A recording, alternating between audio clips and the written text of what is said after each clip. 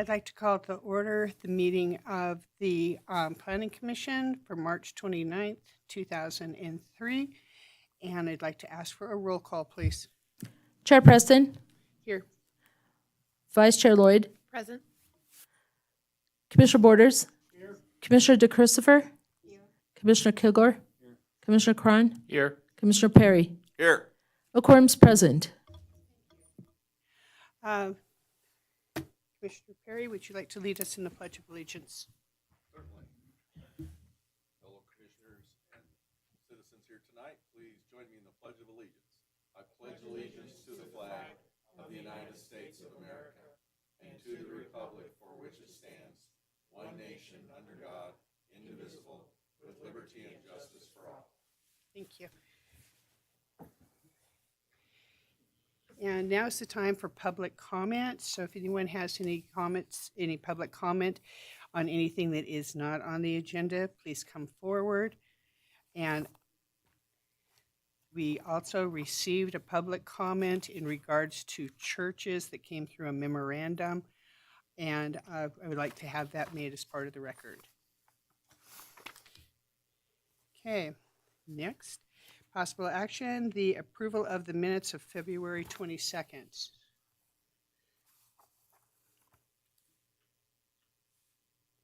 Any corrections?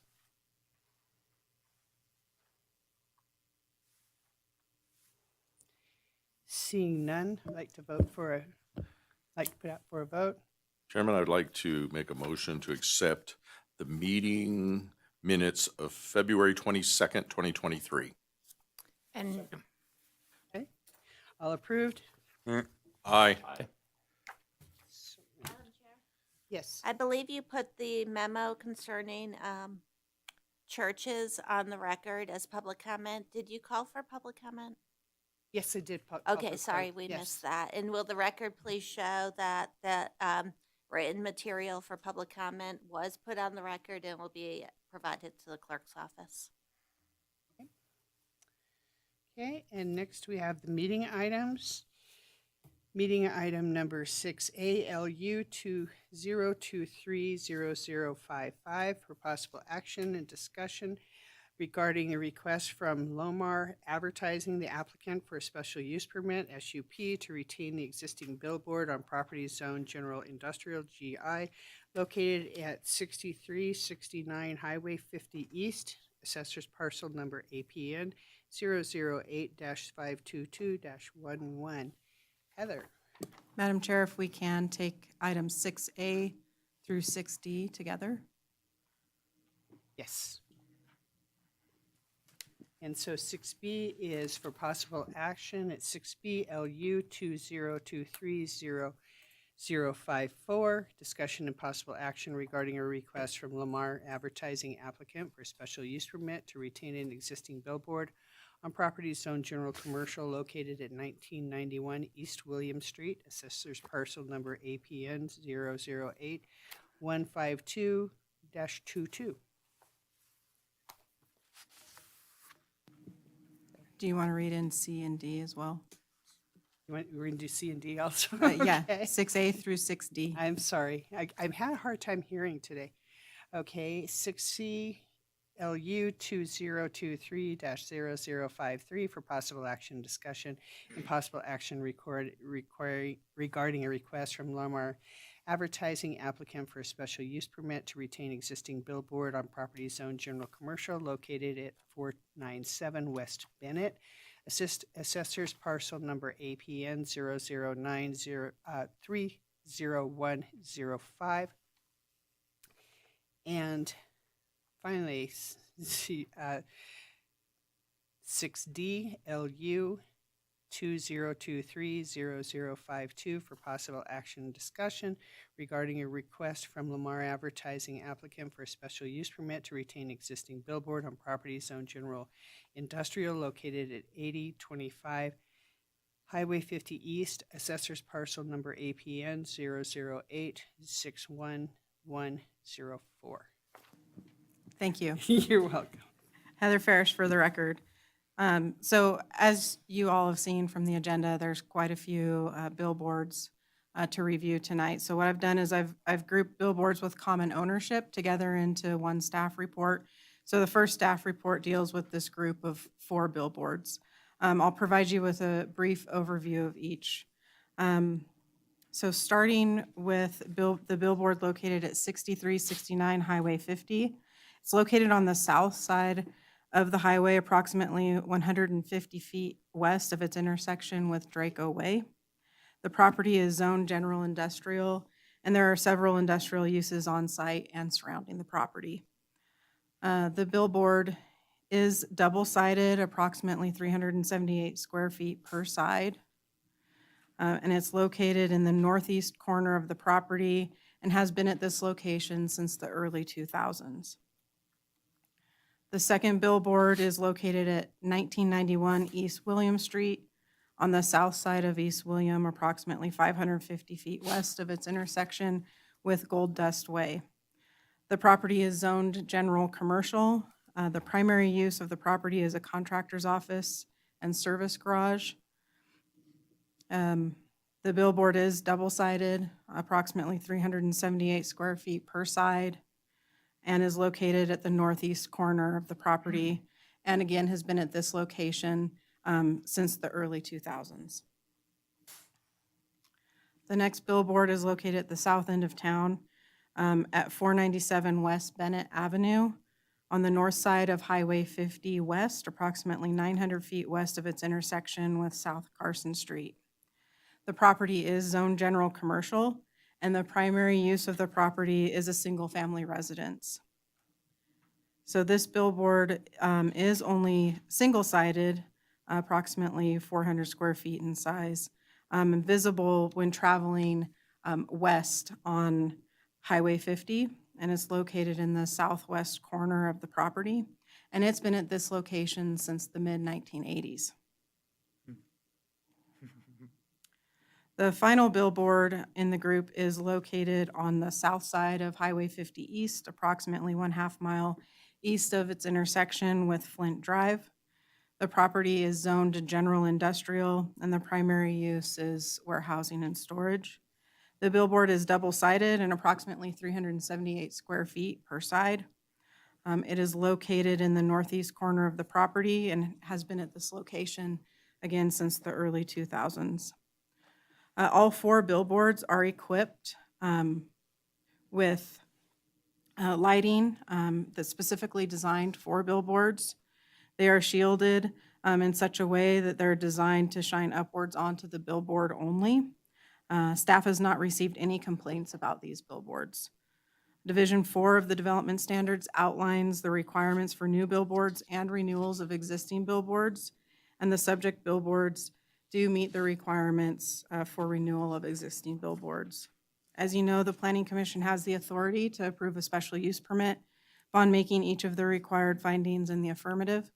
Staff was able to make all findings in the affirmative for each billboard and is recommending approval, subject to 7 conditions of approval for each of the special use permits. If approved, each billboard will require review again in 5 years, and if the billboard owner wishes to continue the use. We've not received any public comments, and with that, I'm available for questions. A representative from Lamar Advertising is also available. Any questions of the board? The commission? Yes. Sienna? Or where are we now? Okay. Yes, I will ask first. Sina Lloyd for the record. I know that we haven't looked at sign code. Heather, if we approve these billboards now for their next 5-year cycle of a special use permit, we still can address billboards when we address the sign code. Is that correct? That's correct. Thank you. Okay, Commissioner Perry? Thank you for that presentation, Heather. Just for refreshing my memory and that of the public, where are billboards allowed in Carson City? We have pretty tight restrictions on what thoroughfares they're on, as I recall, right? So they're allowed in the general commercial and general industrial zoning districts. And off the top of my head, I don't know, so I have to refer to it. They're permitted along North and South Carson Street between Douglas and Washoe counties, US Highway 50 between Lyon County and North Carson Street, and the south side of US Highway 50 West from the Douglas County line to 660 feet east of that point within Section 31 of Township 15 North, Range 20 East. And all of these are within that perimeter. Thank you. Okay. Commissioner Borders?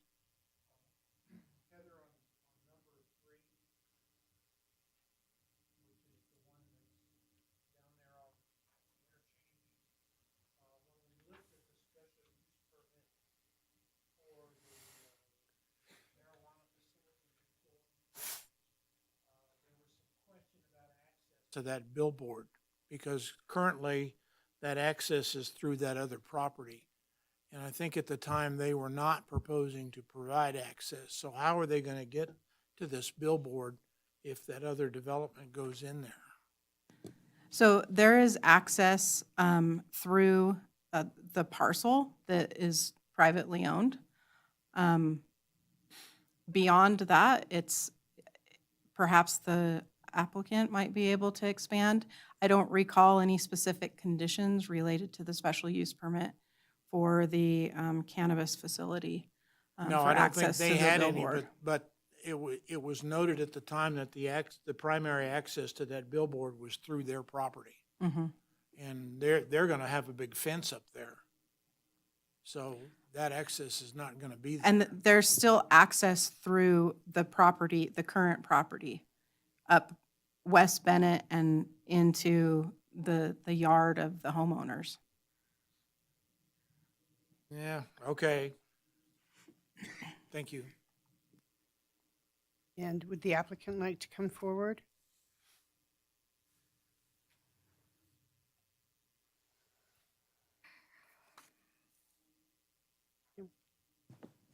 Benjamin Cosio from Lamar Advertising, for the record. And do you have any, do you accept the 7 conditions? We do. Okay. Any further discussion with the board? Commissioner Borders? Yeah, these billboards, 3 of them are 23 years old, one of them's 45 years old. And they probably haven't had very much done to them in the meantime. And that was my original concern that I had voiced a hope a long time ago about how do we make sure that they stay in compliance and they stay in good repair. The other thing that concerns me is the fact that recently we have put some requirements on other billboards about how they light them.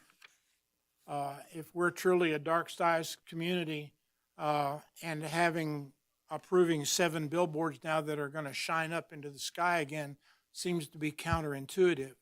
And we did, on our last approval of the last billboard, we did ask as a condition of approval that they have the lights shine down, not up, and that they operated from dusk until 2 a.m. And I would like to see us begin to use that as a condition for all these billboard renewals so that we can, 23 years ago, shining lights up was probably the best way to do it. Now it may not be. And we as a community have established a position of where we don't want to pollute the sky. And these, even though they're shining, they're aimed at the billboards are reflective, we're going to shine light up in the air. And I just wondered how Lamar would feel about those kinds of restrictions. It's my belief that all those boards do have lights that are overhead because of the dark sky clause. No, they're all shining, all these pictures show them shining Up. up from the bottom. Then that's something we can definitely adjust. Okay, you could accept that as a condition? Yes, sir. And how about the time frame? We have a brand new crew, so I'd have to talk to my operations manager, but within 90 days. Okay, dusk to 2 a.m.? Not many people are going to read a billboard at 2 o'clock in the morning. That's something I have to get approved from our corporate office. Yeah. Before I can speak on that. Okay. Commissioner Cron?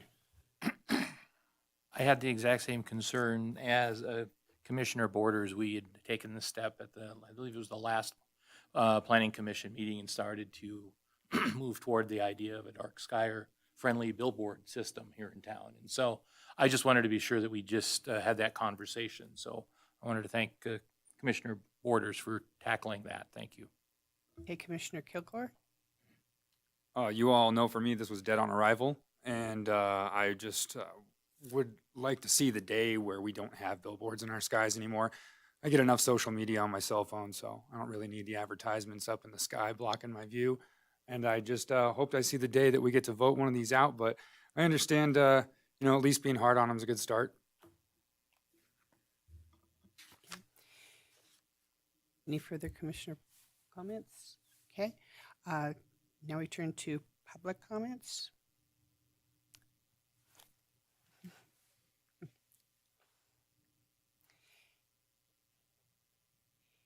And you've done public comment before, so I know that you know to sign in, please, and I don't see a sign-in sheet. And state your name, please. Thank you, Chair. Denny French, Carson City, Nevada. And I came on a blanket deal relating to the billboards, and you've all covered all my questions and everything. So the time that I spent just recently on Title 18, Section 4, Division 4, Section 4.1, and on wasn't necessarily necessary, but it was very interesting, and I appreciate the fact that you've come up with the questions that you have in the comments, because I've covered the scope pretty much that I had. There is a billboard that I hope eventually will be voted out because of the night sky that it breaks up for the tenants of the park that is next to it. But that's not part of this, and I just want to say this is sort of a blanket covering all of the other billboards, and I just appreciate you all being here and the thought that you put into this. Thank you. Anything from the commission? Okay, I'd like to bring it back to you, Heather. So the condition that I heard Chuck indicate he was interested in would read something like, within 90 days of approval of this special use permit, all lighting shall either be removed or modified so that the light is either directed downward instead of upward, or shielded so as not to spill over onto adjacent properties or into the night sky. Mm-hmm. And then not till after 2 a.m. Right. And I think the other is a request that they operate from dusk to 2 a.m.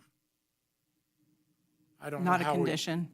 Well, he's not in a position to accept it, so I don't want to make it so, but I would like to make it as part of the record.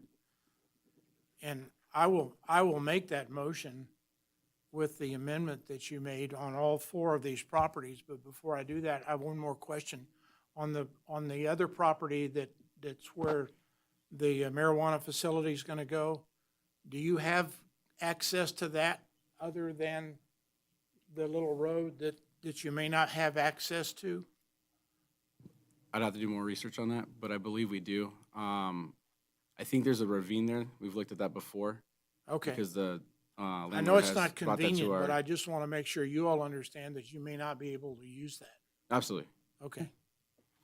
Then, Madam Chairman, I'll make a motion that we approve LU 2023-0055, 2023-0054, 2023-0053, and 2023-0052 with the conditions that were stated, plus the addition of the one condition about skies on all 4 of these special use permits, and a request that they be lighted only from dusk until 2 a.m. Do I have a second? Okay, second by Commissioner Kilgore. All in favor? Aye. Hey. Okay, it's passed. Oh, all opposed. Aye. Oh, I'm sorry. And can you please give me your condition of opposal? I explained it earlier, but it's just because it doesn't seem to bring, pleasure to people so shouldn't be up. Thank you. Okay.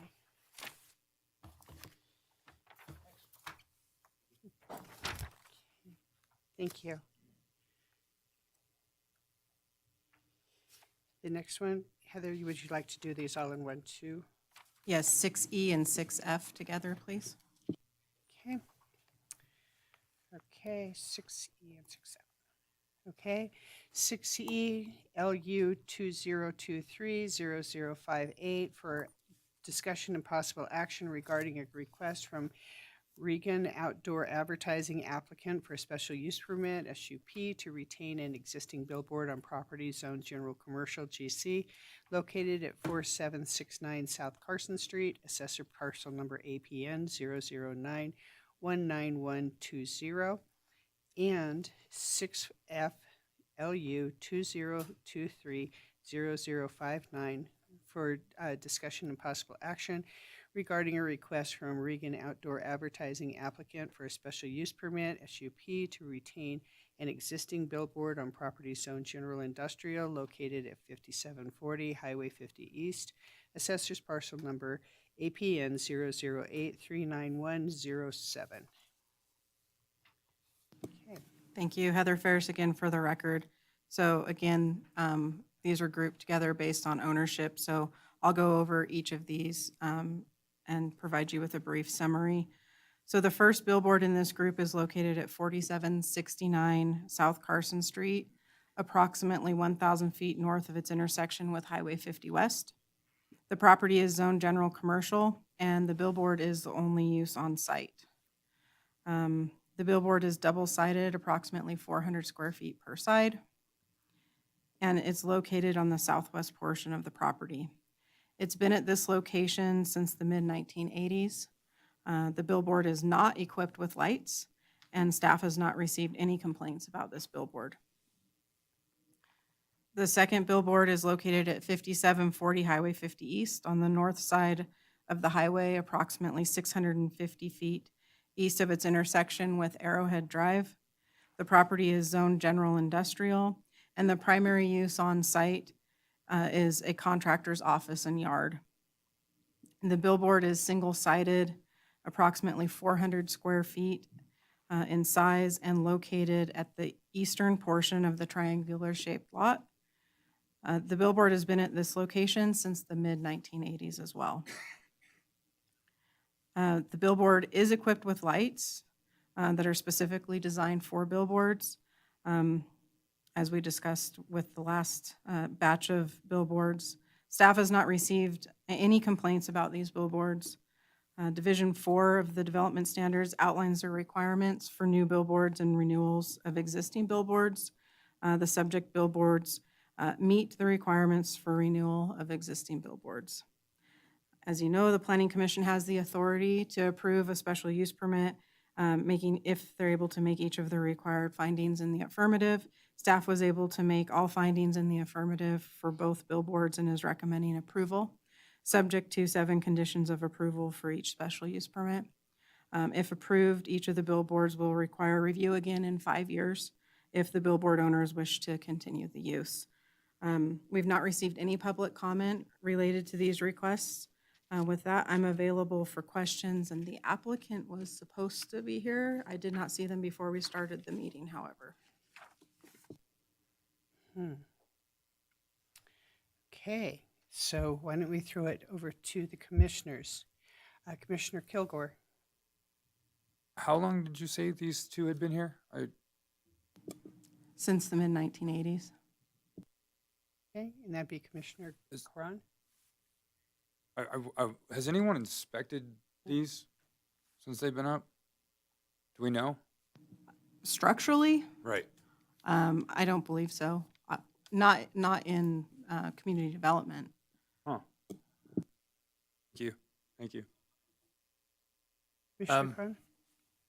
Heather, just real quick, if the commission is continuing the trend of requiring basically dark sky friendly fixtures and the lights to shine down, could we, with the one that doesn't have any lights, be proactive and say if it does have lights, that we could make that, if they come forward in the future to put lights on it, can we be proactive in making that also a requirement for that one with no lights? So adding a condition that if lights are added, yeah, I don't see why we couldn't do that. Yeah, because that would be, yeah, we'd add it, so it'd be consistent with what we're trying to do. Correct. Can we go a step further and just ask them or tell them that they can't put lights on it? I mean, is that a possibility where it's like at this point, we don't want more lights on the billboards? Like, So can we? I think you'd have to tie it back to a finding. So if it helps you make one of the 7 required findings, then we can add that as a condition. Thank you. And my question is if the applicant's not here to accept the conditions, can we even go forward? You can go forward. It's the Planning Commission's prerogative to put conditions on special use permits. If the applicant does not agree with the special use permit, the applicant can either appeal or possibly work with that.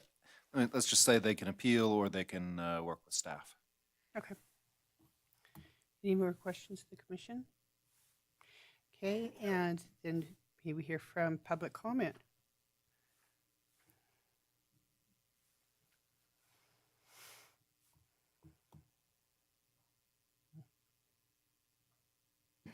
Denny French, Carson City, Nevada. Thank you very much, Chair and Commission. Little nervous on this one because I hadn't really thought about the age of the boards. And so I really would encourage part of the requirements of any upgrade or any conditions that would move them into position they can have the billboard continuing, to have that as part of the requirements, is that have a full inspection of. And I'd like to see billboards done away with, but I do understand some people like myself aren't necessarily electric friendly or computer person, but that's my personal deal. And on the rest of these, then those would be my statements pretty much, so I won't keep dittoing myself. But I thank you, Planning Commission Kilgore, for your considerations and all of yours. Thank you. Thank you, Mr. French. I'm having trouble getting up, sorry. No problem. No problem. And bring it back to the commission, Commissioner Borders. I have a question for our attorney. Can we sunset these things?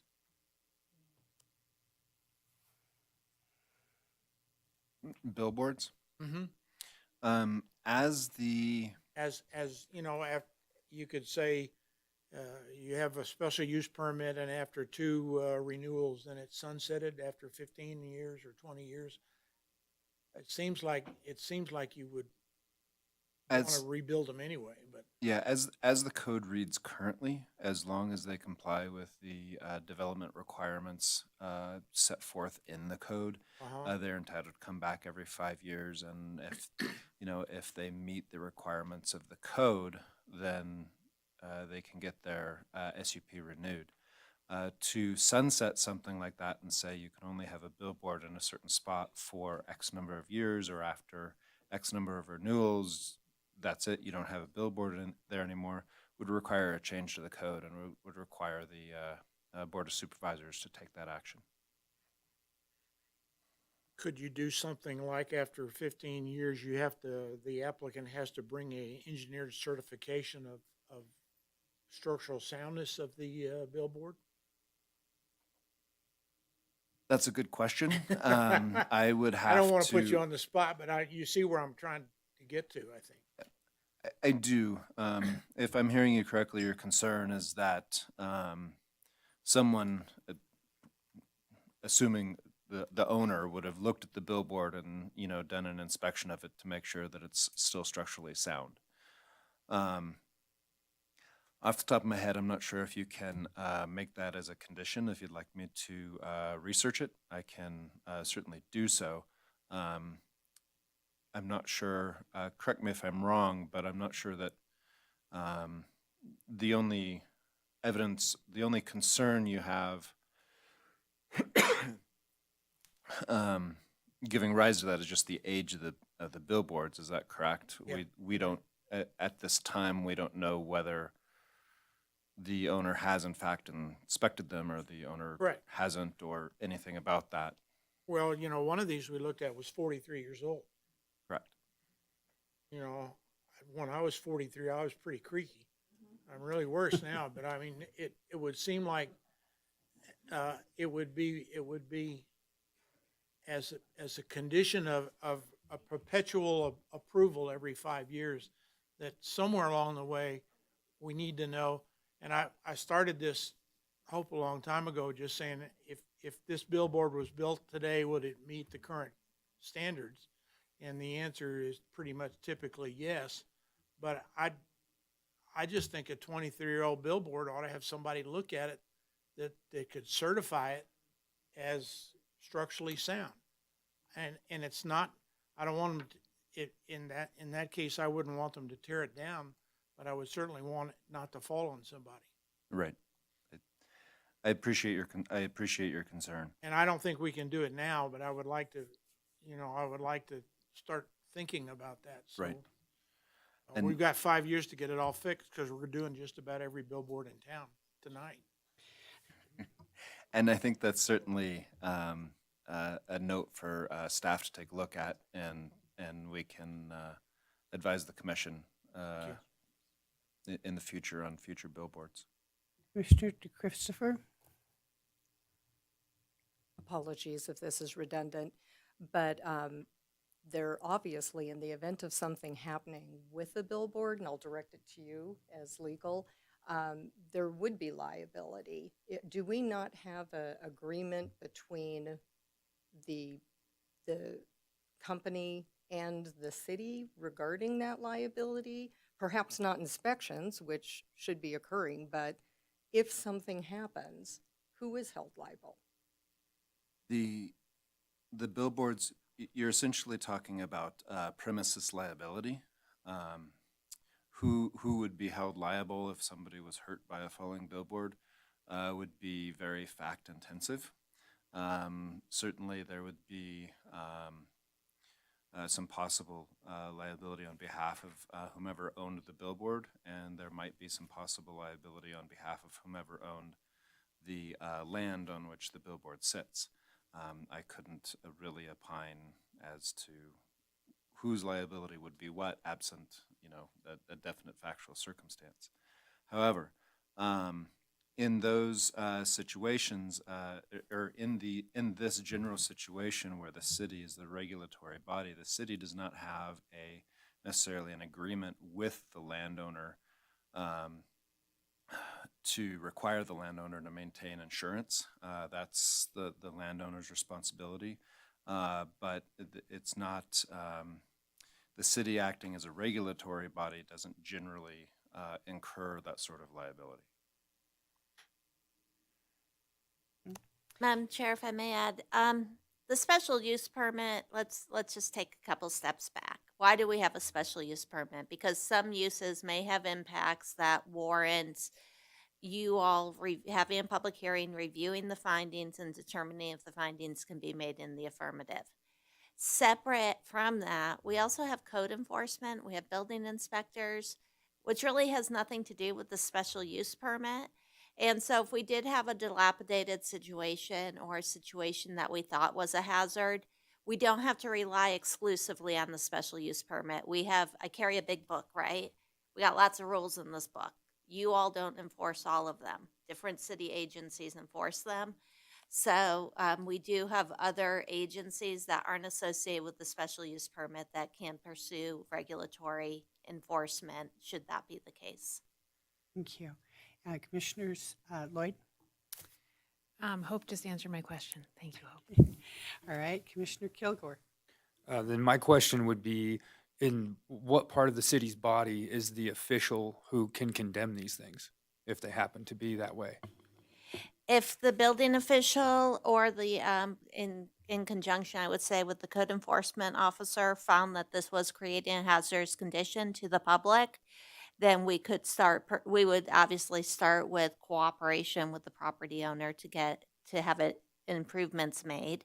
But should we not achieve that, then we could elevate it to the level where we require the removal. You maybe read in the paper recently, there were questions about the structural stability of some apartments over on Pine Street. And in that case, there were efforts to work with the property owner on improvements. Those efforts weren't successful, and we needed to have certain apartments vacated, which the property owner did. So there are different remedies. We always start with, let's correct the problem. Okay. Any further discussion? Commissioner Cron? Yeah, one more thing. I'd like to maybe explore as a part of this discussion the idea of Commissioner Kilgore's idea of making a condition, since it doesn't have lights, to keep it that way. So I'd like to at least maybe explore that with the commission. Maybe that's a little bit of an overreach, I don't know, but it's not there now. The applicant doesn't seem to be, and I don't want to, he's not here obviously, but there doesn't seem to be a whole lot of interest in lighting it. So I just wanted to find out where the commission kind of landed on that with Commissioner Kilgore's suggestion of making that a part of making that, if you will, a different condition 7 probably. Commissioner Lloyd? This is for Heather. So, Commissioner Lloyd, for the record, with the billboard, if we approve the special use permit as is, can they just go and add lights to it, or would they have to come back and request that? They would have to come back to building. It would require a building permit, and they would require review by the planning division as well. Thank you. Any further discussion? That's condition number 7 anyway. It's in there as number 7. Which is a little bit different than what Commissioner Kilgore said. This says, this gives you an avenue to light it. He's Correct. proposing an avenue not to light it. Correct. So again, I would direct you to the findings. If there's a finding that you can't make without prohibiting the lighting, then, we can go that direction. And specifically, finding number 2 talks about impacts such as noise, vibration, fumes, dust, glare.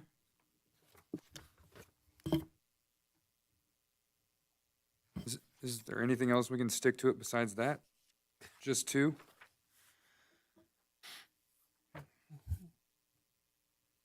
Going back to Member Cron's question of the commission, I think people have been experiencing these billboards, it sounds like, without lights. And think about it. If you live near a billboard and there's no light, and one day there's suddenly a light, is it going to impact you? Will it have an impact? And that can be glare. And you all have had those conversations.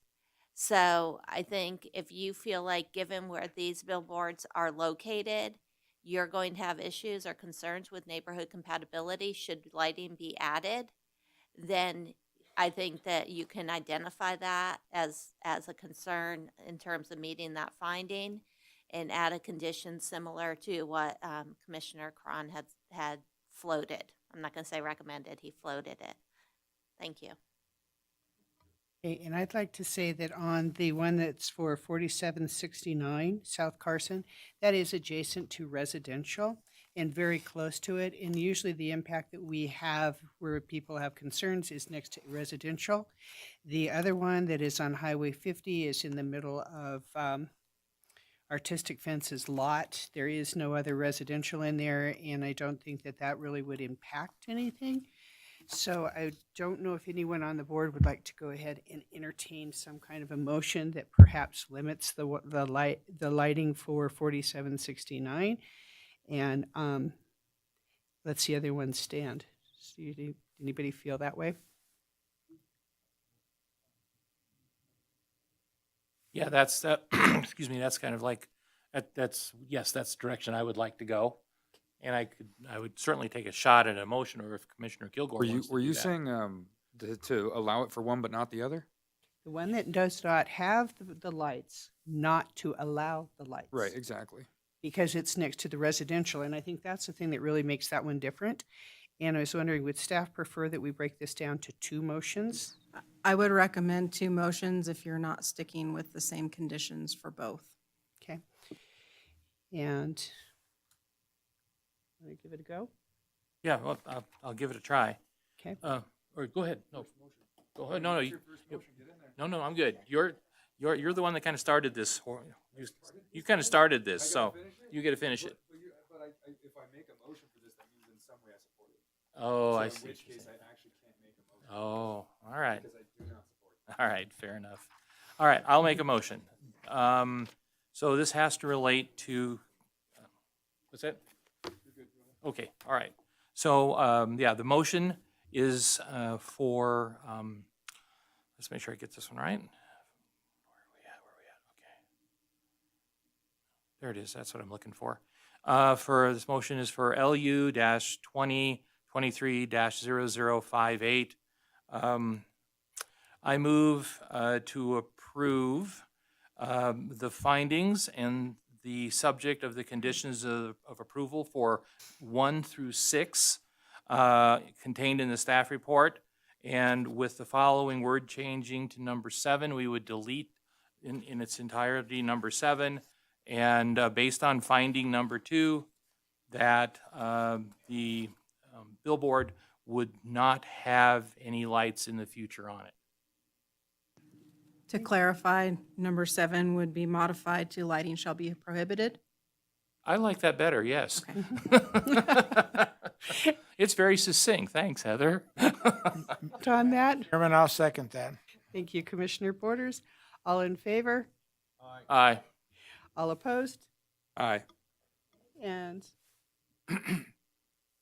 Madam Chairman, yes. I move to approve LU 2023-00. Wait. Okay, do I have to, okay, I do need Commissioner Kilgore to just repeat that this is not his thing. He'd like to have them all go away.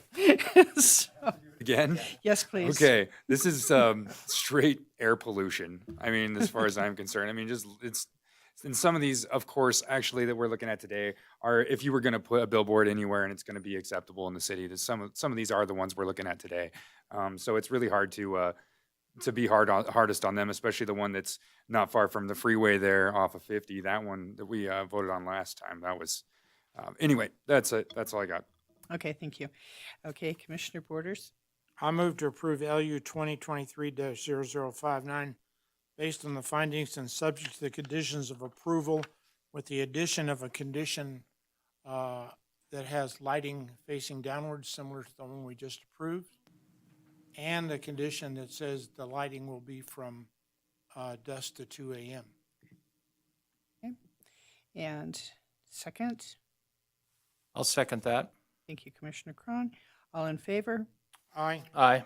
All opposed? Nay. Okay, let's go for it again. Yes. Being asked again to speak for why I don't support these special use permits. It goes directly in regards to how it's not, yeah, 2, that's the one. Okay. Now, on this next one. Okay, NRS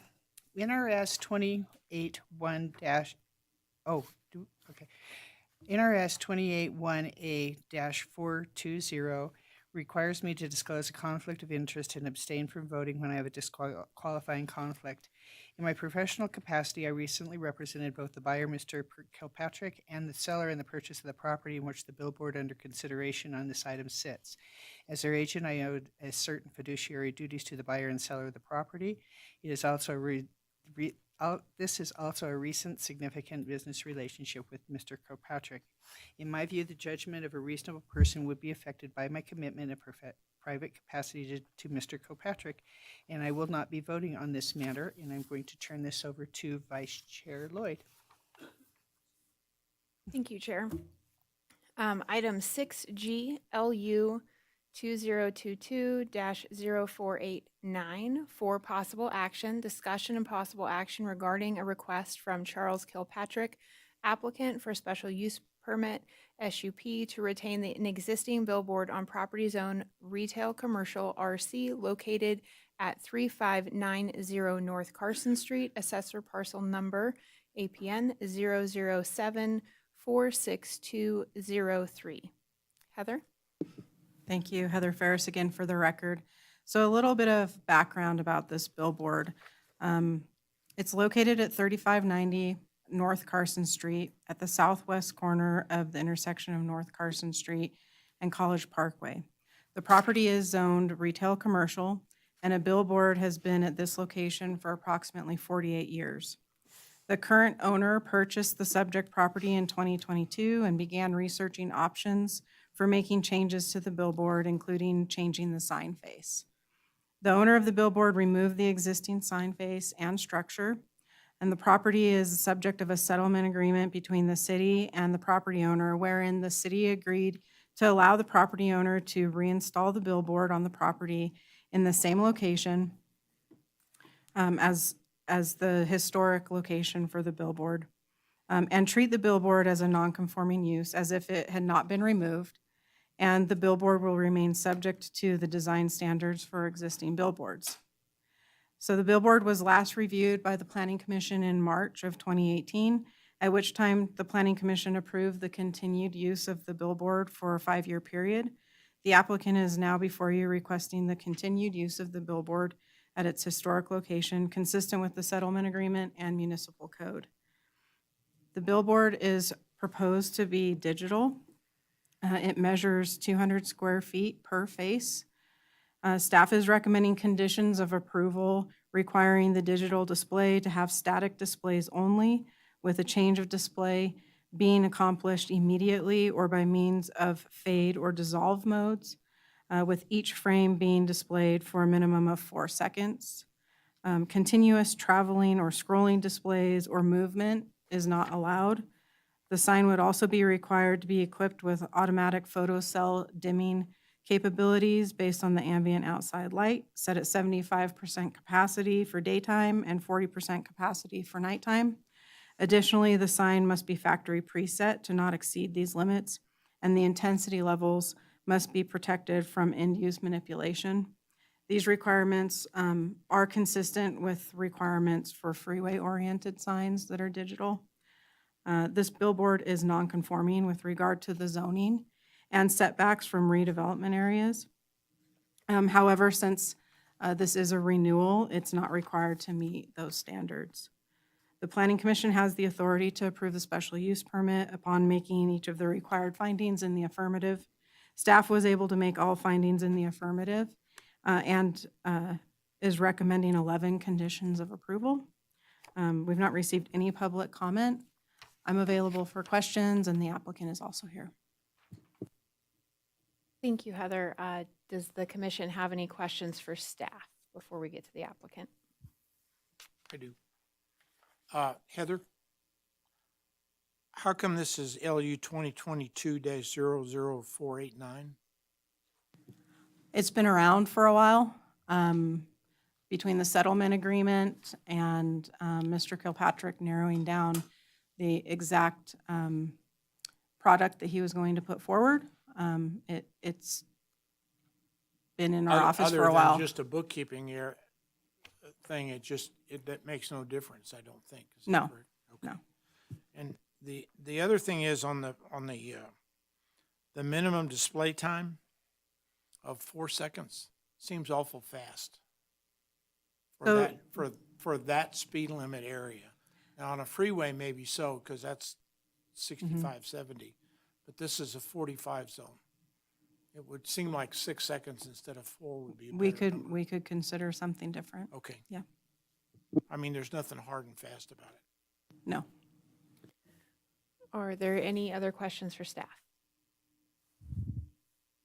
Commissioner Kilgore.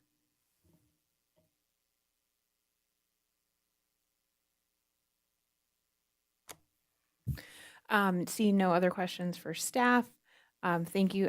I think the applicant has come forward And first off, do you agree with the current conditions of approval as presented? We are willing to accept the 11 conditions of approval, and I had an opportunity today to meet Heather and Hope and Terry Preston, who sold me this property.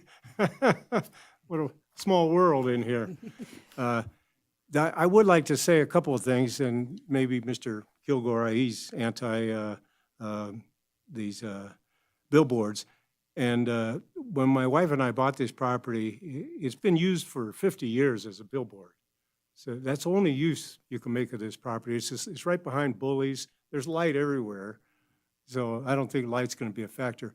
But we thought it was too big. You saw the display, 10 by 30 is a freeway sign. And this wasn't a freeway. It was entering into Carson City, so we wanted to do something smaller. Counterintuitive, but we've been here a long time, and we wanted to do several things. One, we wanted to have a smaller sign because it's not a freeway. We wanted to have an LED because it's more cutting edge, and we wanted to use it for a billboard for, when you've been here as long as I have, you have Little League and you know, the greenhouse, and everybody knows your phone number. And so we want to use that as the original idea we got with Stan Jones was the community center application out there by the community center. And it's the same manufacturer and the same installer. So we wanted to do something smaller. We wanted to have message center capability. And of course, we wanted to have some opportunity for local businesses to advertise on the way in and out of Carson City. And so we think we have a good line on that. And you can see that the lighting is being controlled, no animation, nothing moving.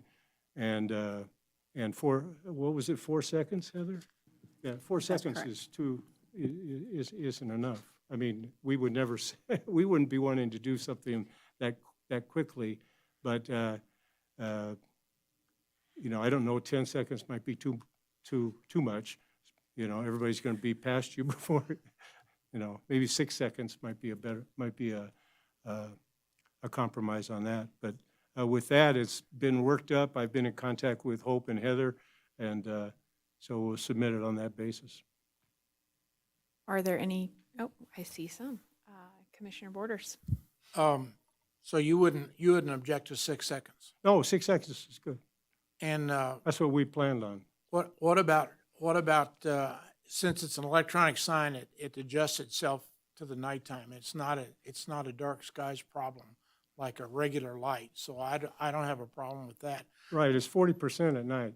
But I would ask about the dusk to 2 a.m. Is there any reason to run it from 2 o'clock to dawn? 2 a.m. to Oh, dawn? dusk backwards to 2, Yeah. 2 a.m. forward. From- Well, I don't know what the traffic is, but I don't know. All the other, everything around there all has signs that are 24/7. Okay, all right. You're right behind Bullies, Yep, and I think you know where it is. It's yes, I a do. Big, so, yeah, there's plenty of light there, Okay, 24/7 with Save Mart and Bullies. thank you. Commissioner Kilgore? Okay, I'm not being facetious at all when I say this, and that is in regards to when you bought this property specifically, and I mean, I guess I'll force you onto the record here. Did you intend on putting up this gigantic TV?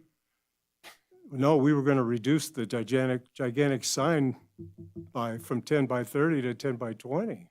So you did buy this property in full intention to continue just putting signs up on it? That's the only use that's ever been made of this property. It's too small. The history is just crazy. The property owner, prior property owner, this is a water retention area to the east of Bullies there, runs along Carson Street. And the previous owner had this little parcel. on the end of it. So this was fully your intention, though, from purchase? Yeah, Okay, the city, thank you. the That's all. city That's all I wanted. hired a third party to dig out that whole area to make the water retention area that you see there. And without the landowner, the prior owner knowing, the contractor that they hired actually dug out their property and took it away in a truck. So, I mean, that's why there was an agreement with the city that we would be permitted and allowed to go forward. Okay, are there any other questions from the commissioners for staff or the applicants? Seeing none, I will go ahead and call for public comment.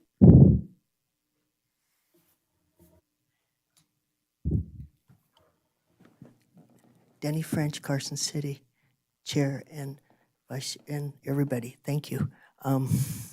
This is not a ditto for me. This is a different situation. When I'm up in Reno, I have those signs blasting at me as I'm trying to watch stop signs, go signs, and pedestrians and traffic, and they're not real healthy for me, especially since they use red and green, and they have a tendency to do a strobing type deal within their second related time. So it's not a real comfortable drive for me. I try not to drive at night. But the main thing is that I have so much sympathy for your situation. It's hard to just, I don't want to go against you, but I'm really against the billboards, period. But electronic ones more so. I appreciate your consideration. Thank you very much. And thank you.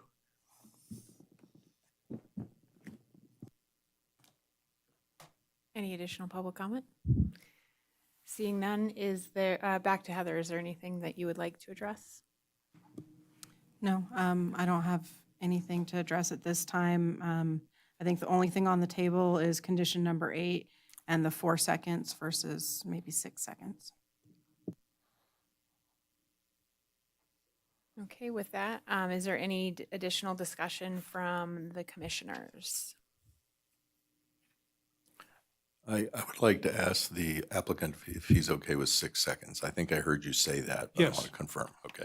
6 seconds is fine.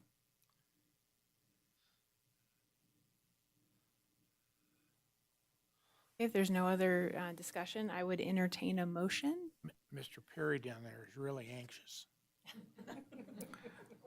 I move to approve LU 2022-489 based on the findings and subject to the conditions of approval contained in the staff report with the addition of item number, 8. with the modification of item number 8, with each frame being displayed for a minimum of 6 seconds. All those in favor? Aye. Thank you. Oh. Let's do that again. All those in favor? Aye. Opposed? Yeah, definitely. And that's on the grounds that there's no way this meets condition number 2. It's just not, I can, just reading perfect English, it's not even close. So, thank you. Any that abstain? I abstain. Thank you. Motion carries.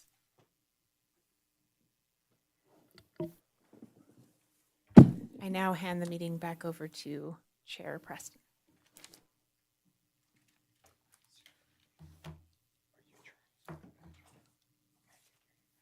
Oh, it's shift change to the Heathers. Yep. Okay. Now we are at, let's see, item number 6H, LU 2023-0057, discussion and possible action regarding a request from Maria.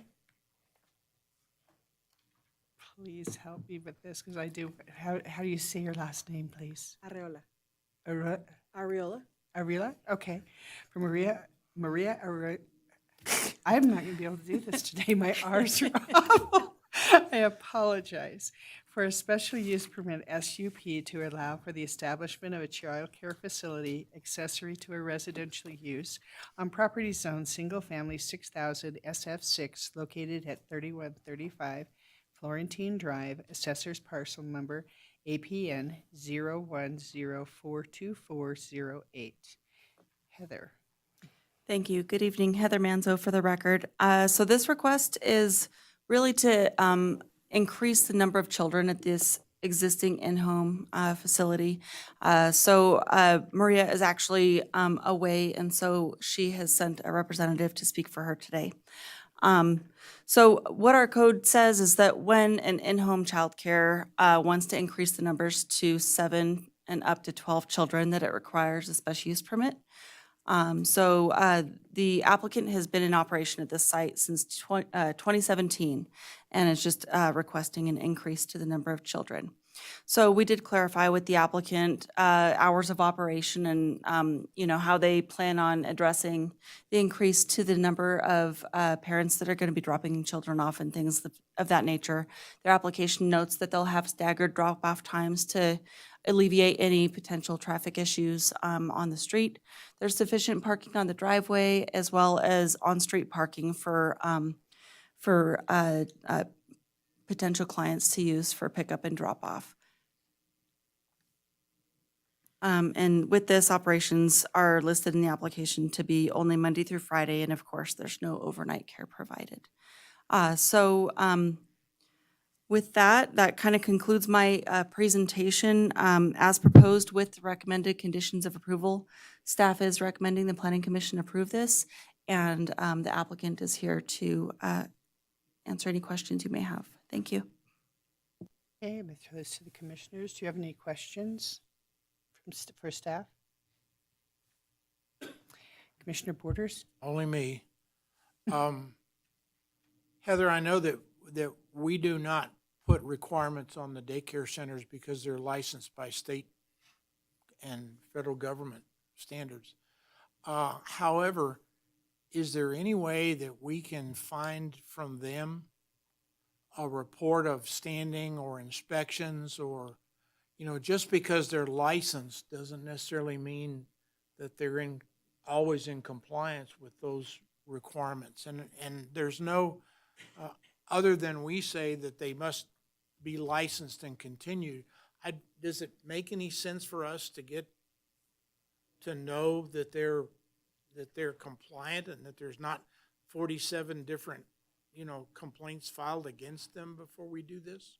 Sure, you bet. So there's a couple different avenues to kind of address your question. Number one is if any resident or parent had a complaint about the childcare, they'd probably start with the city.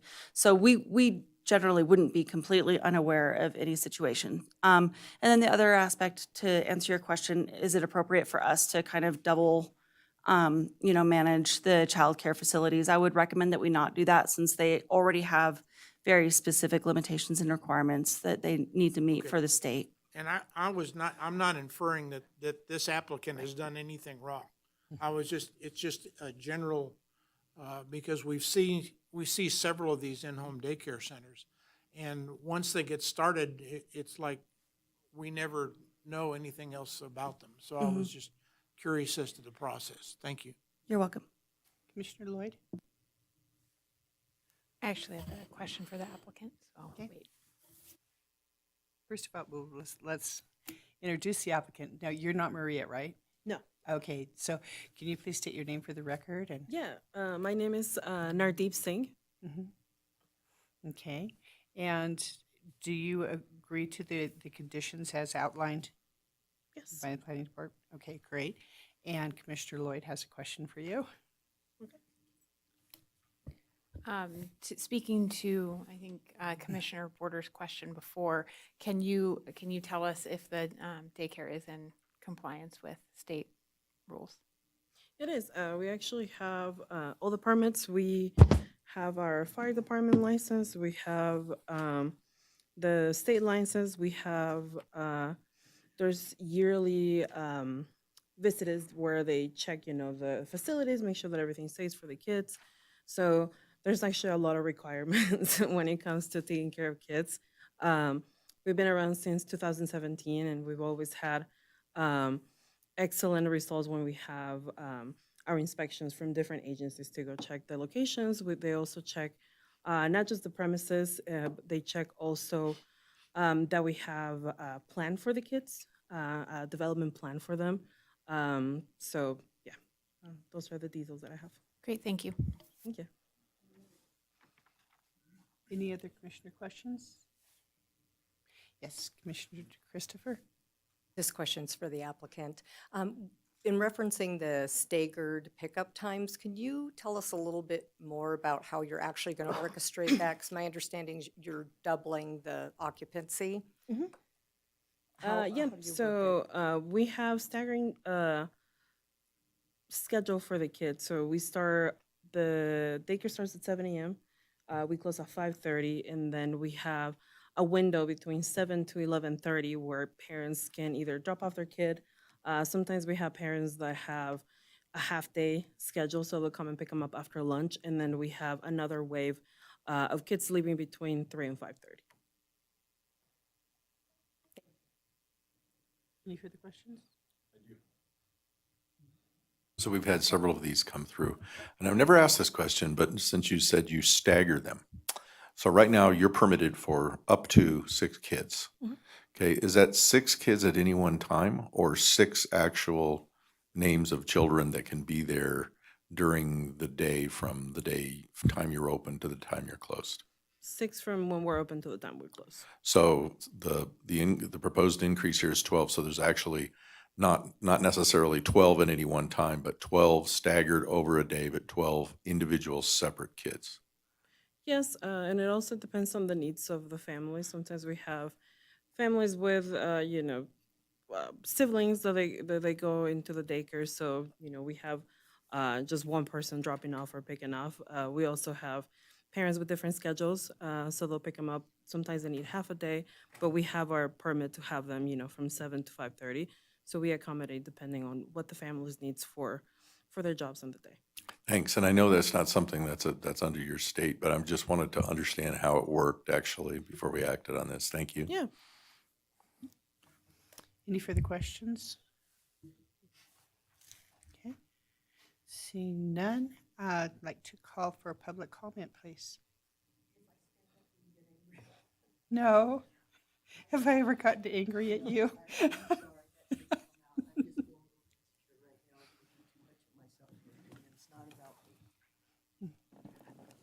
Chair and commissioners, I just want to get up and say thank you, thank you, thank you. I just listened to a thing on NPR of what you're all going through and how hard it is to get established and all of that. So I know a lot of parents are going to benefit, it sounds like, from your being there. And I would just, for myself, if I were voting, I think you covered all the questions I would have, but thank you. Yeah, no, Just honestly, that's what we're doing. The parents need a place to have their kids to be safe and develop and, have a peace of mind when you Microphone. go to work. So thank you. Thank you. Thank you. Any further questions? Okay, and can we, who would like to make a motion? Make a motion? Whoa, Oh. I've got, I'm sorry. Ellen, please, sorry. Okay, I'd like to make a motion that LU 2023-0057, I move to approve the special use permit. Oh, excuse me, in case number LU 2023-0057, based on the ability to make the required findings and subject to the conditions of approval contained in the staff report. And I will second. All in favor? Aye. Any opposed? Terrific. Motion passes. Thank you. Okay. Next one. Item 6I, LU 2023-0056 for possible action and discussion regarding a request from the Carson City School District applicant for a special use permit to allow for the installation of a wall-mounted electronic message display sign on the property zoned public located at 110 Thompson Street, assessor's parcel number APN 003-13338. Heather. Thank you again, Heather Manzo, for the record. So this request was brought forward by the Carson City School District. And what the request represents is the installation of a cabinet sign that would be 32 square feet in size, with a portion of that having the electronic message board. And I probably received maybe 5 or 6 calls from residents in the area, and their primary question is, where is it going? Or even suggesting that they place it at this specific location. So I thought that was interesting. So the sign is proposed to be placed on the wall facing King Street, just next to the entrance there. And so in terms of the sign, placed on the brick wall, and that's exactly how it would look, is 3 lines of changeable copy. In the application, the school district noted that it's pretty expensive to print banners and printed materials to distribute to relay information. And so these signs have been utilized and installed in several locations throughout Carson City already and have really resulted in a benefit to not only the school district in cost savings, but also the public by getting information out more efficiently. So there is, in your late materials, I think we received 2 emailed letters of support for this request. And staff is able to make all of the findings and is recommending conditions be placed on the project. The primary one is just to limit the hours that the digital message can be displayed so that it's not on all night. So with that, we are recommending approval, and the applicant, Mark, is here to speak if you have questions for him. Thank you. Okay, and does the board have any, the commission have any questions? Commissioner Borders? For Heather, this, although it's small, it's very similar to the other billboard we talked about. It's an electronic billboard. Why do we not need flashing, fading? This can only stay on for 6 seconds, all those kinds of things on this particular sign. Shouldn't those be requirements also? So I am not entirely familiar with the off-premise or billboard ordinance. In this case, the code actually limits how the electronic message can be displayed. And so flashing and video messages are not allowed. It'll be a fixed message that changes, with a succinct change, and it'll remain that way. So I think the off-premise ordinance is a little different and allows for a little Okay. bit more. Thank you. Commissioner Lloyd? I just want to say thank you for including that the Carson City School District is tax exempt. And Commissioner Kilgore? All right, well, we're gonna see the first and only sign that I've supported, so don't be surprised when I give this one a thumbs up. And see. Okay. And Commissioner Perry? Thank you, Madam Chair. Mark? Right. Mark Johnson, Carson City School District Project Manager for the school district. Thanks for coming tonight. I had no choice. AJ sent you, he didn't want to be there tonight, right? He did not want to be here. He comes to enough late I stuff. bet he does, yeah. So there were a few public comments on this. Did you have a chance to read them? I did not know we had any, my reading that we did not have any public comments. We should share those with you because there was one of them here. And I just wanted to throw it out because somebody who's your neighbor did throw this out, and it was constructive, not, Okay, let's see, this is from Colleen Lyons. I live in the immediate neighborhood of Boardridge Bray. Currently, their sign is on Thompson Street facing north and south. Yes. If a sign is to be mounted on the building, then likely the north side facing King Street would be the safest relative to traffic and pedestrian flow. For the majority of parents in the community to see a sign on a regular basis when passing the school, it would need to be double-sided and placed at a 45-degree angle on the northeast corner of the school property. And even then, someone regularly driving only west on King Street would have trouble reading it. And I was just thinking of the one that I passed by for so many years down the street, that the dentist on Mountain Street, right, which sits out there, and I think that's double-sided, isn't it? Or it's at 45 degrees? No, I just put in the one on Mountain Street. No, I didn't put that one in. I put the one at Fremont and Mark Twain. That Okay. one was there before me. And I don't think, is that an electronic sign? The I don't one on think it Mountain is. Street is, yeah. It is? Yeah. That's Fritz. I No, don't think it you're right. is. You're right. They go out and they put letters on it. Yeah, that's not electronic. Okay, never mind. I think that's what she was referring. But do you have any comment on what she said here? I met half of it. It's on the north side. It's on King Street, but it's not double-sided. We want to, You want it to be up against the building? We 'cause want it that's to be the up only- against- Rather than putting a freestanding sign Yeah. up there. Okay. because I've been before this planning commission for Fremont and Mark Twain, and we placed them against the building Okay. on purpose. Okay. So We're- that was the standard for the last two. Yeah. Okay. Well, it sounds like you've answered that person's question then. Let's see. One was just a letter in support, as I recall. Thank you. Mark. Anything else that you'd like to add to? for the No, commission? this has been positive. We've put them in the last like 5 or 6 years. We've come before you. And before that, prior to me at Carson Middle School and at Carson High School. And the one at Carson High School is that way. I think it is double-sided unless it's facing Salomon. I'm not sure that one's facing Salomon or if it's double-sided. I can't remember. But it's, pardon? Is it? Yeah. That one is. But all the newer ones have all been facing, right on the building, facing one way. But it's a positive project. PTA's paying for it. School district's not. Oh, okay. Installation and manufacturing. Nice. Because that's where the kids get picked up, right? People pull in there. and- Yes, so right in they're- front on King And they're going to Street. see the sign. Okay. Okay, and any public comment? Seeing no public comment, I'd like to send it back to the board. Any further questions? Seeing none, would someone like to make a motion? Sure. Madam Chairman, I move to approve LU 2023-56 based on the ability to make the required findings and subject to the conditions of approval included in the staff report. All in favor? Need it? Oh, second, Need a sorry. second. All in favor? Aye. Any opposed? Motion passes unanimously. And to comment on that, the school district does agree to the conditions. Oh, thank you. No one asked. Oh, wow.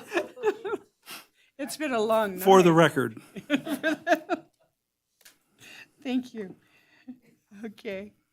So, yeah, you got it. So the Thank you. next Thank you. one, you get to do the next one too? I'm sitting here for the next one as well. Okay. 6J LU 2023-0062, discussion and possible action regarding a request from the Carson City School District applicant for a special use permit, SUP, to allow for the installation of motor vehicle EV charging stations and associated equipment to serve the Carson City School District EV fleet on the property Zone P, public, located at 1111 North Solomon Road, Assessor's parcel number APN 010-04164. Heather. Thank you. One more time this evening, Heather Manzo for the record. So the site is the Carson High School, as you probably all are familiar. And more specifically on that large parcel, the subject area is really contained within the transportation site, which is accessed off of East Robinson. So it's an existing fleet parking and transportation yard for the school district. And what this request really represents is the school district received some funding to phase out some of their older diesel buses and to bring in some electric vehicle buses. And so with that, they need to do the improvements on the site to accommodate the charging stations for those buses. So with that, the first 4 buses are kind of funded by this grant that they received. However, knowing that looking into the future, there will probably be an additional transition to more electric vehicles. The application does include a request to convert 14 spaces within that to the EV charging station for future buses that they may acquire. So where it is on the site is on the far east side. There's 14 spaces there that would get that EV infrastructure installed, and staff is able to make all the findings and is recommending approval of this. I didn't receive any public comments or requests for information on this, and of course, Mr. Johnson's here to speak if you have questions for him. Thank you. Okay, commissioners? Any questions? Okay, Commissioner Perry? Okay. Just one question, Mark. And I'll do my best to answer them. And it'll probably be a really simple one. Okay, good. But that road, the road that goes back to the greenhouse project that has the gate on it, the electronic gate, Yeah. that's gonna stay there. That doesn't get eaten up by this. It does not, and you can see on the map, just to the east of where it's shaded in, that's the greenhouse driveway, and the gate stays there.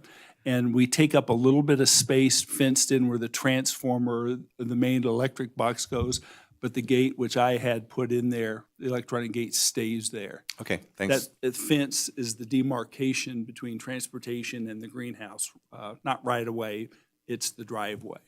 Thank you. I can't answer that one. Commissioner Borders? And Mark, my turn. I'm assuming you got a grant to do these 14 also. No. Are you all doing it yourself? No, we did not get a grant. We got a grant from Nevada Energy and one other grant for the infrastructure and for the buses through Nevada Energy, and I forget who the other grantor was. And part of that was with Volkswagen, when they had to pay those millions and billions of dollars. That's where this is part of. I'm coming preemptive with the hopes of us getting more, get the SUP in line, because we think that's going to be rolling out more grants for more buses and more infrastructure. So we think it's coming, but we don't know. So if in 2 years that they say we can give you up to 10 buses, like 2 more might come out, I've got the approval from the Planning Commission to move forward with construction documents for infrastructure. Because the infrastructure, if you look, it's really not that much to do. Okay. Thank you. My other question was on the electricity itself. That's right. Go ahead. I'll do my best. I was just wondering, I'm assuming that these are gonna take at least 220.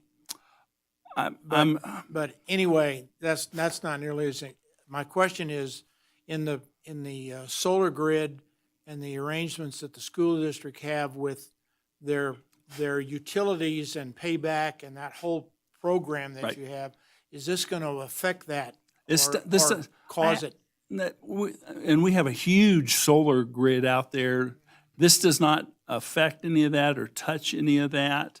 No. I wasn't as much worried about the grid itself as the fact that the agreement with the utility group that helped the school finance all that has got some return on their investment, and I didn't know if this was going to affect that or not. No, does Okay. not. All right. Okay, Commissioner Lloyd? As an EV enthusiast, I am very excited about this project. I've been following since you received the grants.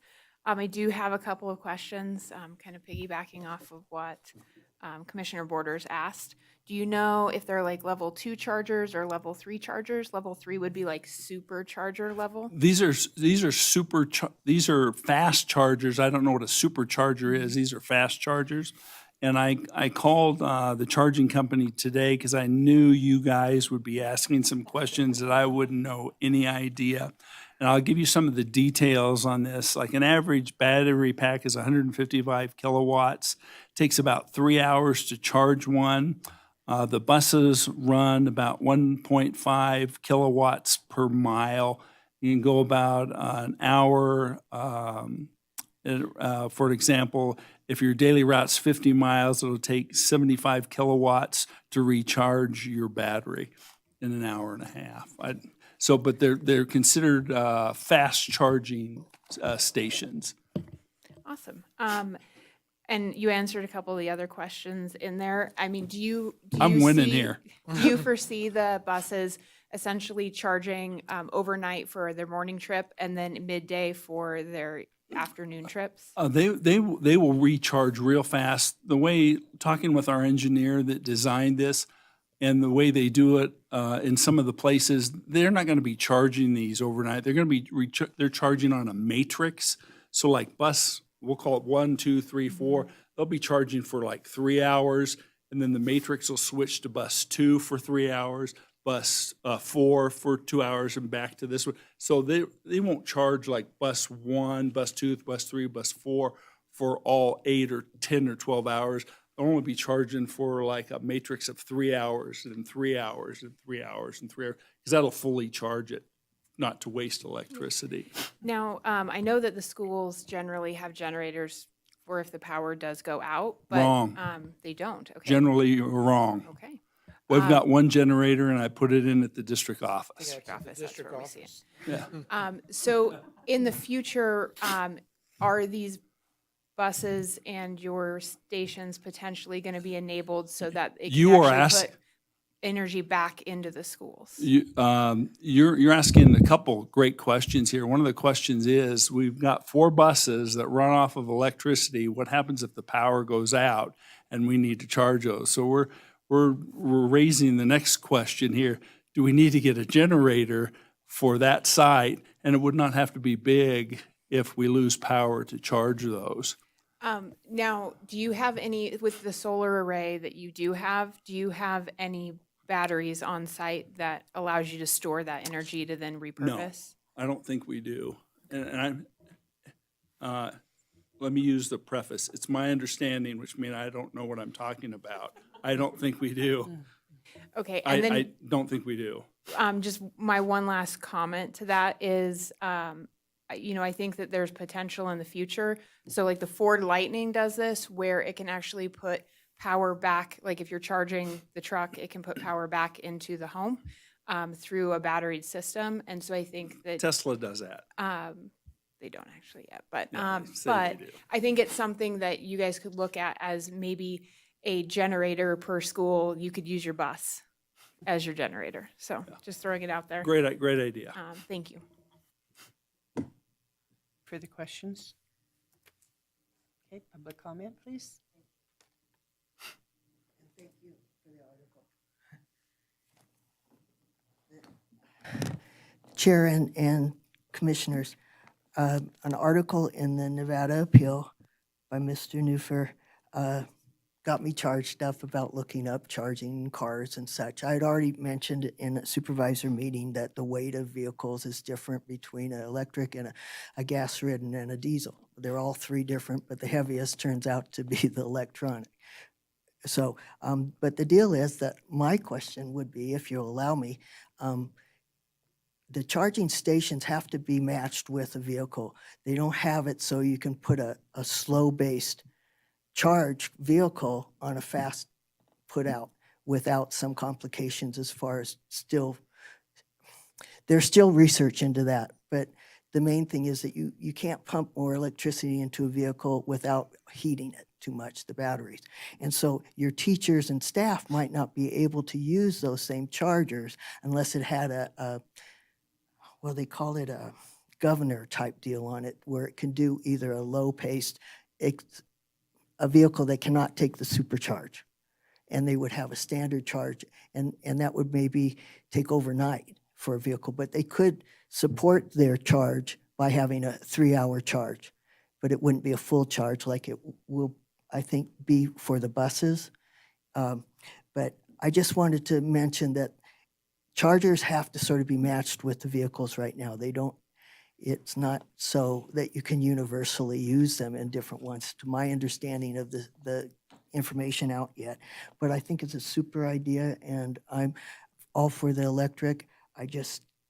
And I loved your suggestion about returning in case of an emergency, using it as a generator, the vehicle itself and its battery. So I'm for this. I just think that some of the things weren't answered to my understanding of comfort with just how useful these are going to be if it's not a bus in use. And can they help your staff as well, and other vehicles you might have on the property? Thank you very much. Can I respond to that? Staff are not going to use these chargers. These are for the buses and the buses only. You're not pulling your Tesla in there. You're not pulling electric Prius in there. You're not pulling anything in there. It's for the buses and designed for that only. Can I ask one more Sure. question? Do you know what the connector type is? Does it? I have no is- idea. Okay. So I couldn't tell you. Will will you entertain me for a moment, Chair? Yes. Okay. There for supercharging, there is the Tesla supercharger adapter or connector. There is also CCS, which is the other way that a car can fast charge. Not all cars can use a CCS adapter. CHAdeMO is like level 2.5, which is what the Nissan Leafs use, which I think is what our public comment was referring to. But I'm happy to talk to anybody about this at any moment in time. Okay, and I do have one question here, is that I see that you're putting in the infrastructure. You don't have enough buses yet, but this was in anticipation of getting more. Yes. Correct. Okay, but then you also said that at this point, there's not a generator backup. So will you be coming back to this board for a If- generator backup? They'll make me. Okay. And They'll I'm make going to me. be the one that I know, this is Sienna's thing, she loves this, but I look at this and say, okay, so this is going to be a diesel-operated generator, correct? It would probably be diesel operated. That's That's thing what I we wanna put in at the clarify. district office. Okay. Mhm. All right, sounds good. And any other questions? I have one more comment. If you installed batteries with your solar array, you would eliminate the need for a diesel generator. It's a great idea. If you ask the applicant if he's accepted the conditions of approval on this item. Okay. We're just looking after you, ma'am. Okay, I've got my electrical hat on here, and and it's not a question for you, but just a comment, because I was reading the specs here, and it does say that it is a smart charging of heavy-duty fleet vehicles such as electric school buses. And then when I Yes. look at the grid voltage, to answer Commissioner Border's question, it's a 480 volt, three-phase, 79 amp rated capacity. And just to give you a feel for how much that is, It's a as far as a lot. generator goes, so volts times amps equals watts, right? That's 38,000 watts. That would be a pretty good sized generator. Oh, yeah. If you actually had to do something like that. And- That's a lot of juice going in it at one time, because it needs it to do it in 3 hours, So that was my only technical comment. Thank you. Thank you. But how big would that generator be, you think? If I may interrupt, we're not reviewing the generator today. We're I just looking know. at the EV Sorry, tech on the no, site. so what I was really gonna say was, this is only the thing, you only vote against this if you hate the environment, so it's pretty simple. It's 3.5 kilowatts. It's a big generator. I promise this is my last comment, but if Tesla is listening, this Carson City School District needs a mega pack installed at their location.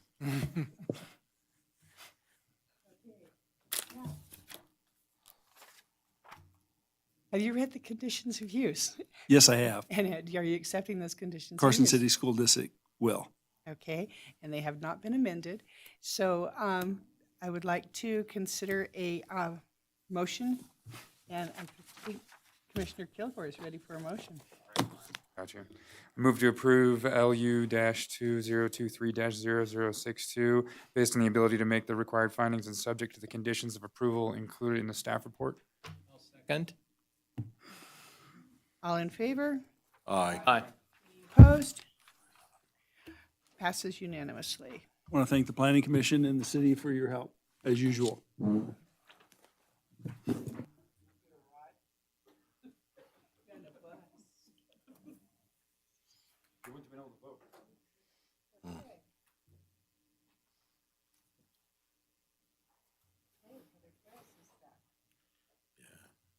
Okay, looking at item number 6K, LU 2023-0060, discussion possible action regarding a request from Eon One LLC applicant for a special use permit, SUP, to expand existing multifamily residential use from 22 units to 23 by converting 320 square feet of unused space within the existing footprint of the building on property zone general commercial GC located at 1549 North Lampa Lane, assessor parcel number APN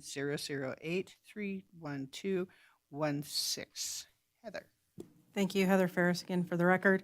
The subject property is 0.83 acres in size and is zoned general commercial. It's developed with an existing 22-unit multifamily apartment complex and associated parking. The use was established following the approval of a special use permit in 1991. The existing building constitutes Phase 1 of that project. The other phases were never constructed, and the parcel was subsequently divided into three separate parcels. The use is considered non-conforming as it does not meet current standards for residential use in a non-residential zoning district. The subject property is surrounded by both commercial and residential uses. The request before you this evening is for the addition of a new 320 square foot, one-bedroom unit within the existing footprint of the existing building, increasing the total number of units to 23. The unit will also have access to a private outdoor patio space. Structural modifications are limited to the interior of the building. And adequate parking is provided on site when utilizing a combination of the parking standards from 1991 for the existing 22 units and the standards from today for the new unit. The Planning Commission has the authority to approve a special use permit upon making each of the required findings in the affirmative. Staff was able to make all findings and is recommending approval, subject to 4 conditions of approval. We have not received any public comments related to this item. With that, I'm available for questions, and the applicant is here as well. Okay, any questions of the board? Okay, Commissioner Kilgore? Sorry, I left that up. Okay, none. Okay, is the applicant here?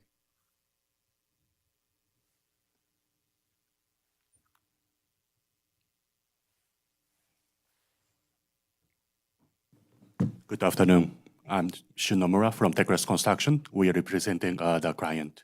Okay. And have you read the conditions of approval? Okay, and is there anything you'd like to say about the project, or Excuse me? is there anything that you would like to add about your project? No. Okay, and any questions for the applicant from the board? Commissioner Borders? Can you explain to me, this picture that we have shows the apartment, which looks like was an attic space over a unit down below. How do you get access to this apartment from the outside? There is a covered access from the parking lot. So, All right. can you go back to the last page? So, in the middle section, there is the covered stairway from the parking lot. So, just in the middle, the space. Yep. Yeah. I see that. All right, now go back to the other picture. Where is that stairway on this picture? So, if you go see toward the left corner of the building, there is the little shaded area in the picture. That's where stair is located. I got it. Okay, thank you. Welcome. Commissioner Perry, do you have any questions? Thank you for coming tonight. My I pleasure. just had one question. What is that space being used for now? So its space is now vacant, and it used to be acting as a storage space, but are not occupied. So it was a storage space, or is a storage space right now? It's used as a storage space. Okay, thank you. Okay, Commissioner DeChristopher? This is just for my own interest. Is this one that you will be renting out, or is it for perhaps like a property manager, an on-site? Upon the SUP amendment and upon the completion of the project, which takes another building permit, the space will be rented to the future tenant. Okay, thank you. Commissioner Cron? Yes, a quick question for Heather. With the parking calculations make sense to me, you know, how you're doing that. But there's also just kind of the practical side of things. Have they really had, and maybe this is partly for the applicant as well, have there really been any issues there with parking or parking where they shouldn't be, just for the amount of spaces that you have versus the amount of apartments you get? Yeah, so nothing that planning has been made aware of. We haven't had any issues with this specific apartment complex.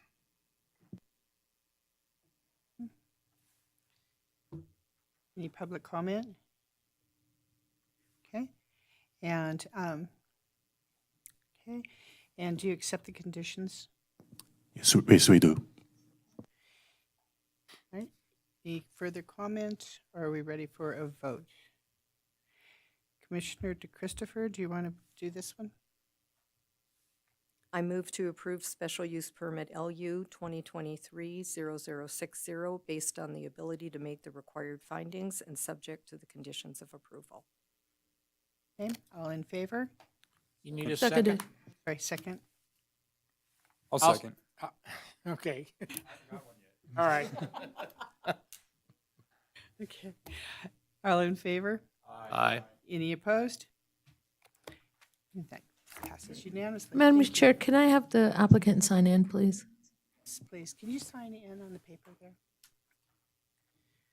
And just print your name. Okay. Okay, now we have staff reports. Okay, so we started early today because we thought we were going to have Ormsby West.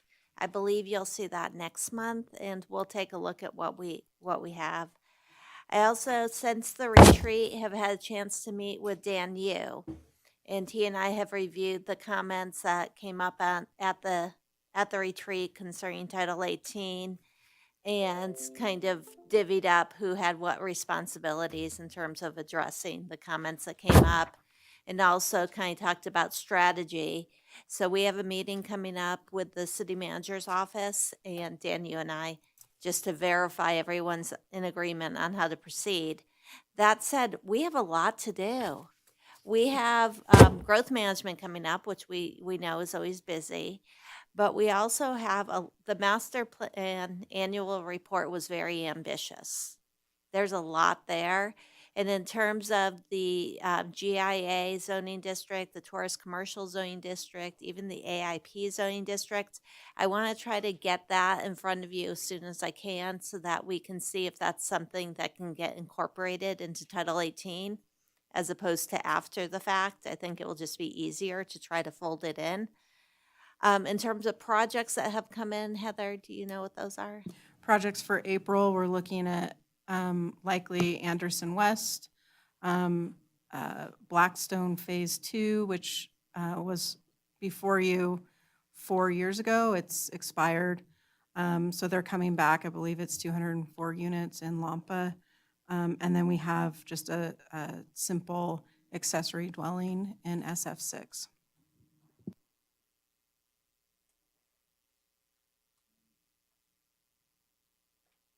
So well, the projects aren't even easy though. So you'll probably get a lot of public comment on those. So we may be polling you to start early next month as well, if we can get some of the master plan stuff. Plus we have to do the tiny homes by January 1, so. I wanted to ask staff or make a comment about when we might see sign code to be able to look at that. That is not a priority, to be honest with you. We have so much on our plate right now. And I know the DA's office has a lot on their plate that we can't. I'm not in the next 12 months. Commissioner Borders? Thank you. Hope, I've noticed around town some of the commercial electronic billboards now appear to be advertising for off-premise facilities. And it looks like a trend. I see it more and more often. I don't know if they're public service announcements or if they're actually making money on them, but that was not the intent of all those signs. And I don't know how,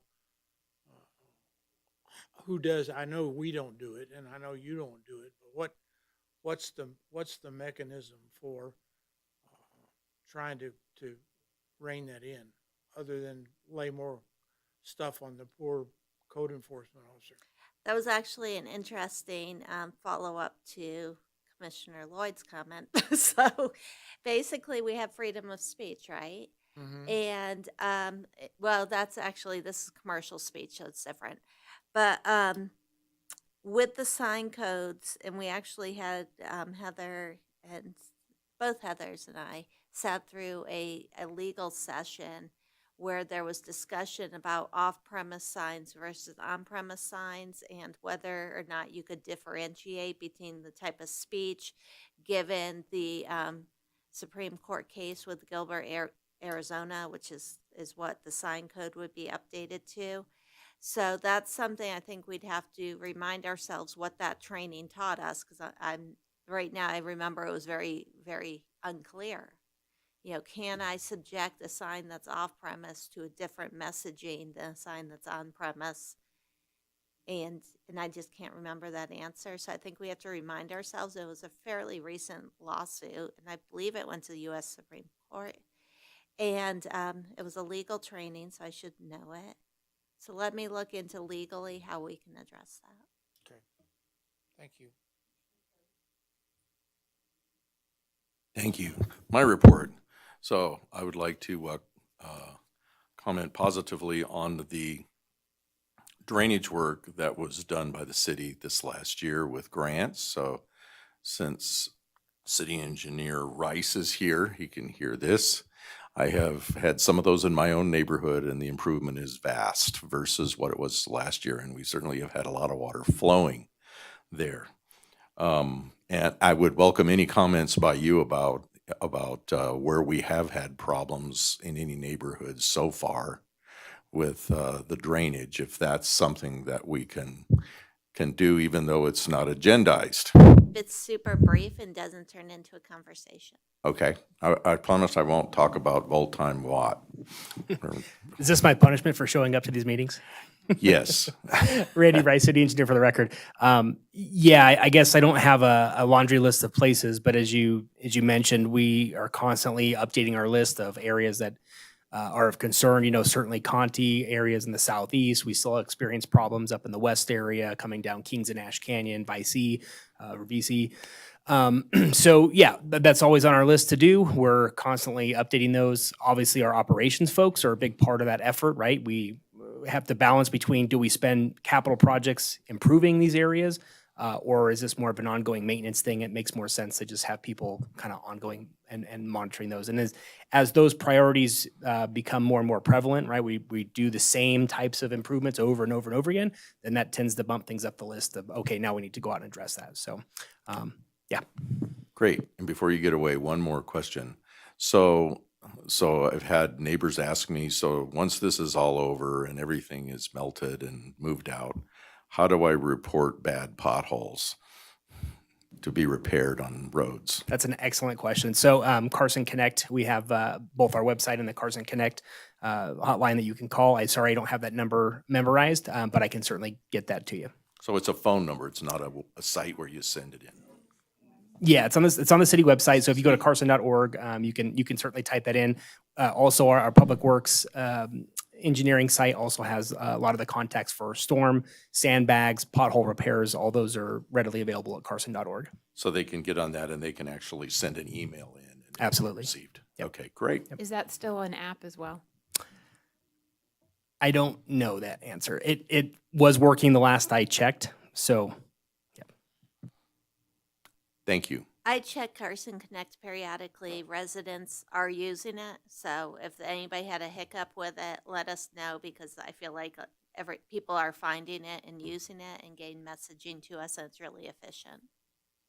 And my next question's for you, Hope. Is there on the website someplace an organizational chart with names for the city? So people could go through and say, oh, looks like the person I need to get a hold of here, or something like that. As part of the budget, we submit org charts, and I believe it has position names and persons' names on them, at least when we submit them to finance. I'll double check on the website and see how the budget's posted and if it includes that info. Otherwise, we did pull together for purposes of development, which I'm not sure would be helpful to you. We did pull together kind of a who's who for the builders because they weren't certain who to call on different things. But I think the budget documents can be where we find it. And that's my only question is if I have people ask me, if I could point them towards, here's where you find that org chart. Right. Well, the good news, that's one of the positives with Carson Connect is you don't have to know who to submit it to because you pick your category and names are already filled in for that category. And so it will get to that person. Thank you. But we'll look for the org chart. Any further comments? Seeing none. Okay, now it's time for public comment.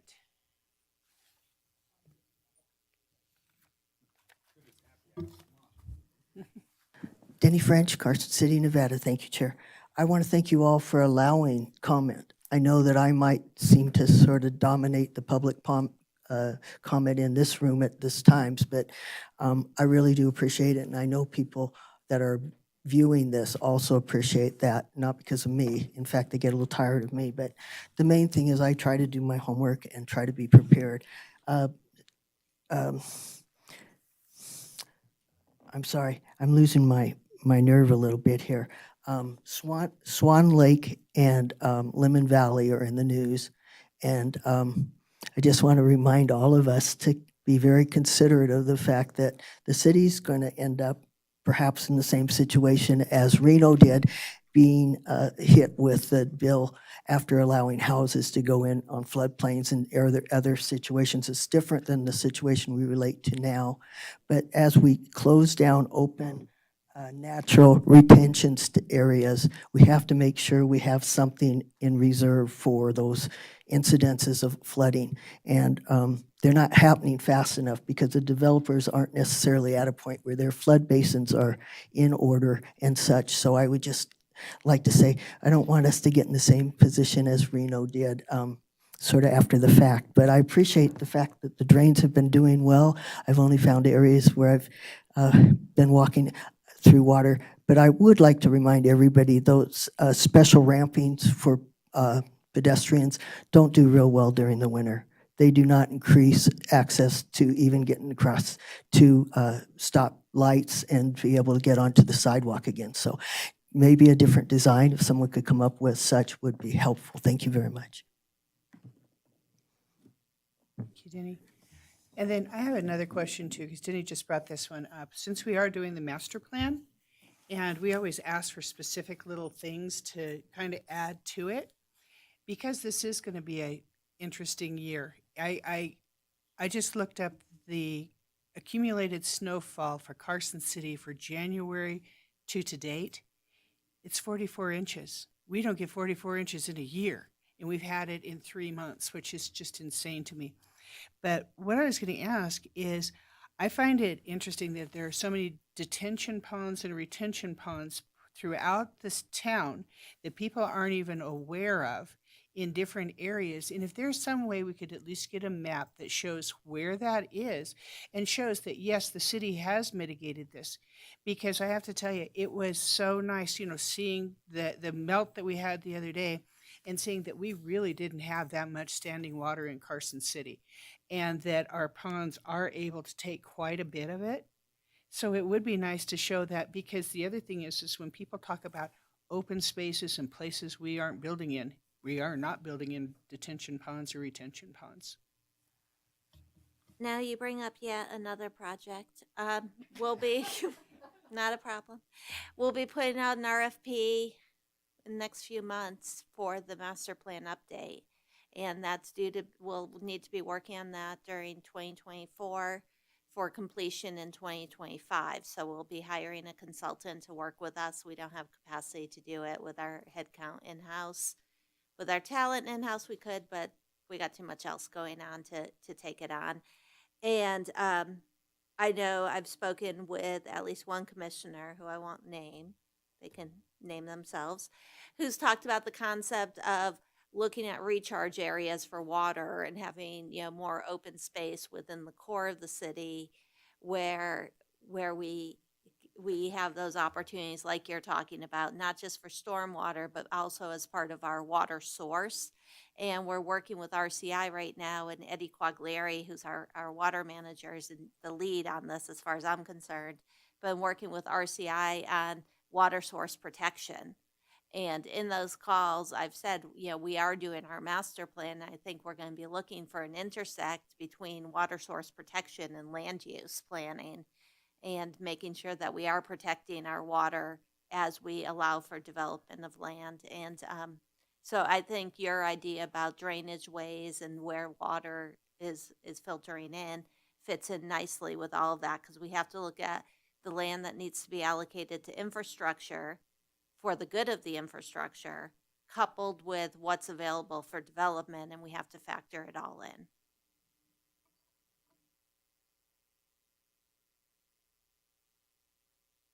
Anything further? Okay, are we ready to adjourn? Take a motion. Motion to adjourn. Second. All in favor? Aye.